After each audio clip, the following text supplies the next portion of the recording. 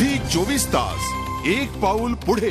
पुण्यामधल्या German bakery बॉम्बस्फोट प्रकरणातील आरोपी हिमायत बेगला सत्र न्यायालयाने दोषी ठरवलं असलं तरी अजूनही 6 जण या प्रकरणातले फरार आहेत। त्यांना लवकरात लवकर अटक करावी अशी मागणी पीडितांनी केली आहे। अतुल गणपतानाम हा आपल्या पत्नी रीटा सोबत फिरायला गेलेला असताना जर्मन बेकरीच्या स्फोटात अतुल मरण पावला आणि रीटा गंभीर जखमी झाली होती। आपला तरुण मुलगा गमावलेल्या अतुलच्या आईवडिलांनी आरोपीला कठोरात कठोर शिक्षा व्हावी अशी मागणी केली आहे।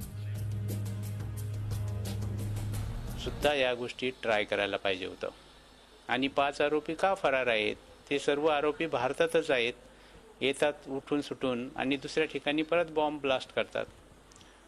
याला कोण जबाबदार आहे? इतक्या फॅमिलीज ज्या दुःखी झाल्या आहेत यांचे सगळ्यांचे तळतळाट जे लोक घेतात, तर त्यांना तेव्हा कळेल की जेव्हा त्यांच्या फॅमिलीमधलं आपली जवळची व्यक्ती गेल्यानंतर त्यांनी राहिलेलं जीवन कसं जगायचं हे तेव्हा कळेल। आणि त्यांना जे कोणी सपोर्ट करत असतील तर त्यांच्या घरातला एक एक व्यक्ती जर गेला तर त्यांना कळेल की जीवन कसं असतं।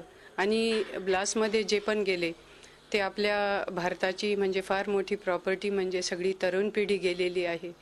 तर सरकारला कळायला पाहिजे की किती मोठ्या प्रमाणामध्ये भारताचा लॉस झालेला आहे। झी 24 तास एक पाऊल पुढे।